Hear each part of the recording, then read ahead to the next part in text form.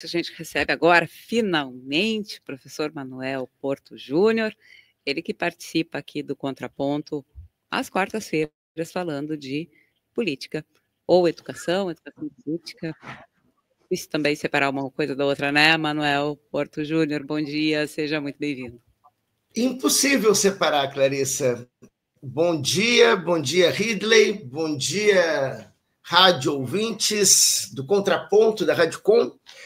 Né, voltando aí, depois de um período, né, de afastamento, nós estamos no processo eleitoral lá do IFSU, então eu não posso começar o comentário de hoje sem comentar do processo eleitoral, né?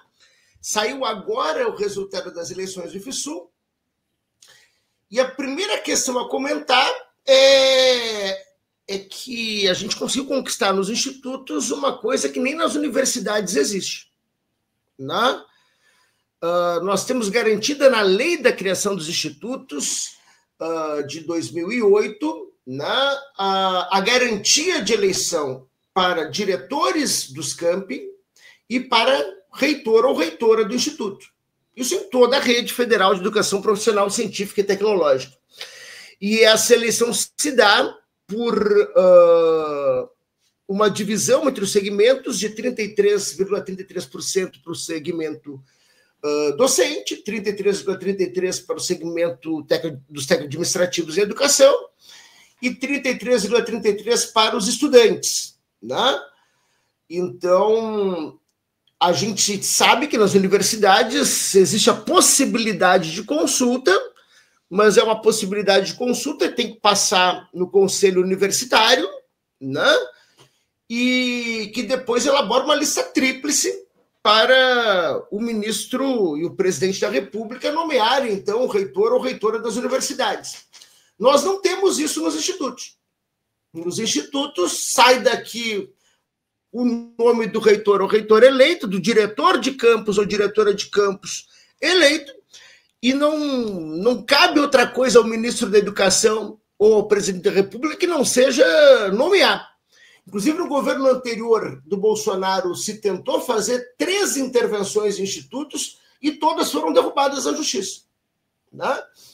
Então, em primeiro lugar, salientar isso. Foi uma conquista que a gente teve pela primeira vez no primeiro governo Lula, né? Que ainda era um decreto que garantia para os, então, Cefetes e escolas técnicas as eleições. E quando foram criados os institutos, isso foi garantido em lei, né? Então, para mudar isso somente passando por uma mudança da lei dos institutos, né? E eu quero cumprimentar, né, o novo reitor eleito do IFSU, Carlos Jesus Agnoni Correia, né? Ele fez agora no segundo turno 37,23% dos votos, e a professora Gisela Duarte fez 26,52% dos votos. Vale salientar que essa questão dos turnos é uma definição em cada instituto. O nosso Conselho Superior garantiu, né, que tivesse 2 turnos de votação. Inclusive, eu participei do primeiro turno, né? A gente teve um primeiro turno das eleições que ocorreu no dia 23 de abril, e as 2 candidaturas mais votadas foram agora para o segundo turno. Então, no primeiro turno, a gente teve a Gisela em primeiro lugar, né, que é pró-reitora de Extensão e Cultura da atual gestão e representa a atual gestão da reitoria. Ela tinha 22,86% dos votos no primeiro turno. O professor Carlos, que é diretor do Campus Pelotas, né, teve seu segundo mandato agora, finalizando de diretor do Campus Pelotas, que é o maior campus do nosso instituto, fez 22,43% dos votos no primeiro turno. Eu e a Dadá, né, que lançamos uma candidatura por um Instituto Federal Público, Democrático e Diverso, fizemos 17,16%, e o professor Rodrigo Nascimento, que era pró-reitor de ensino, né, nos últimos 6 anos aí do Instituto, fez 9,76% dos votos, né? Então, aqui nessas porcentagens, já está descontada a abstenção, votos brancos, votos nulos, né? Por isso, a gente somar não vai dar 100%. Então, bem, nós, por uma questão de compromisso com a mudança, a nossa chapa, né, acabou apoiando o professor Carlos, que ganhou, né? e teve uma boa transferência aí dos votos, né? Já que ele tinha 22, chegou a 37, e 23, a Gisela tinha 22, quase 23, chegou nos 26,5, né? Então, a gente espera que essa mudança venha de fato no Instituto, né? Mas eu não posso também deixar de cumprimentar a atual gestão, né? A gente teve alguns avanços importantes durante a atual gestão. Eu vou falar do último que a gente teve, e que teve uma grande repercussão na semana passada e nessa semana. A partir de um parecer, né, do nosso pró-reitor de gestão de pessoas, né, o Tiago Juste, do IFSU, e com apoio do professor Flávio Nunes, que agora vai se despedir da reitoria depois de 2 mandatos, né, a gente teve a conquista de forma administrativa de um dos itens do nosso acordo de greve, que é a aceleração na carreira por capacitação dos técnico-administrativos em educação, né?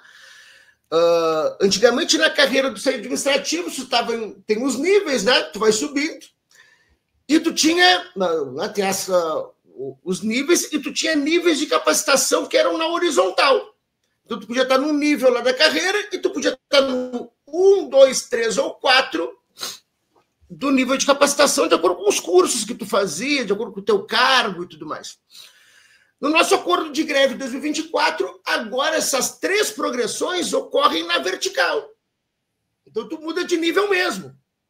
Não é um aumento na horizontal da tabela, entendido? Então, quer dizer, agora tu tem uma aceleração da carreira, porque tu mais rapidamente poderá chegar ao final da carreira, né?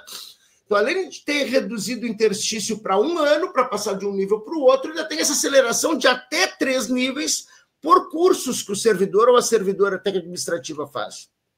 Isso é retroativo, Manuel? Vai ser retroativo a janeiro. E pega todo mundo que está na ativa, ou é só a partir dos novos admitidos? Todo mundo que está na ativa, isso é feito automaticamente, de acordo com o nível de capacitação que a pessoa está. Se a pessoa está no nível da carreira e é nível de capacitação 4, ele vai subir 3 níveis. Correto? Acima do que ele está. Se for nível de capacitação 3 hoje, ele vai subir 2 níveis. Se for 2, ele vai subir 1 nível. Correto? Na carreira. E essa coisa que aconteceu aqui no IFSU, e eu acho que é um legado da gestão do Flávio, né? Começou no IFSU na segunda-feira da semana passada, o IF Piauí seguiu o IFSU ainda na segunda-feira. Na terça-feira entraram aí o IF Pernambuco, o IF Goiás, e esse movimento, bueno, resumindo, todos os institutos federais aderiram a isso. Eu consegui estar na reunião semana passada do CONIF lá e conversar com os reitores e reitoras 1 a 1, também para trabalhar nesse processo de convencimento, mas o parecer que os convenceu foi do nosso pró-reitor de gestão de pessoas atual, Tiago Juste. Institutos fizeram isso. Agora, e importante salientar que quase todas as universidades... Então, é uma conquista importante, né, para a categoria, e que eu acho que é uma boa... Agora foi. Boa maneira dos administrativos em educação. E aproveito aí para cumprimentar o Wagner, companheiro do nosso coletivo que se elegeu lá em Camaquã, né, diretor de Camaquã, foi o único campus que teve segundo turno, além da reitoria, né? E cumprimentando o Wagner, eu quero cumprimentar todos os diretores e diretoras eleitas no primeiro turno no IFSU. Tem uma questão muito importante, né? Todos têm um grande desafio. O governo, no início do mês, editou um decreto, que a data do decreto é 30 de abril, e, bem, esse decreto piorou a coisa em relação a quando a LOA não estava aprovada. Quando a LOA não estava aprovada, os reitores e diretores estavam podendo usar 1/18 avos do orçamento anual em cada rubrica do Instituto, para ser estudantil, para pagar terceirizados, para pagar, né, energia elétrica, essas coisas todas, material de aula. Esse decreto passou para 1/28 até final de outubro. Então, todo mundo que vai assumir agora, que a princípio vão assumir final de junho, início de julho, vai ter esse problema enorme na mão. O sindicato já está, né, lutando para reverter esse decreto. O CONIF, que reúne os reitores e reitoras, também já está lutando para reverter esse decreto, mas esse decreto inviabiliza as instituições. Qual é a justificativa, Manuel, para isso? Fluxo de caixa. Só pode ser, porque é uma coisa sem cabimento. E eles dizem que não vão cortar o orçamento, mas só vão liberar o orçamento em novembro e dezembro. Então não tem nem como. Tem toda uma regra, tá, para usar dinheiro no serviço público. Tem que empenhar dinheiro, depois você pode fazer uma licitação, fazer as várias formas que existem de compra e depois vai fazer o pagamento. Liberando tudo só em novembro para fazer empenho, muito desse dinheiro nem vai se conseguir utilizar. E o pior, segundo que eu conversei com o próprio Flávio e outros reitores e reitoras, esse 1/28 agora vai ter reflexos, inclusive, para pagamento de bolsas de assistência estudantil. Então, vejam o problema que o Carlos, né, o Wagner e demais diretores e diretoras vão enfrentar a partir de agora, como toda a rede está enfrentando, né? Então, eu termino com essa notícia ruim, até para que a sociedade se mobilize, né, para que o governo reveja esse decreto que pode trazer consequências muito nefastas para o funcionamento das instituições, inclusive inviabilizando, segundo relatos de alguns reitores e reitoras. Tá ok, Clarissa e Ridley? Estava com saudade, viu?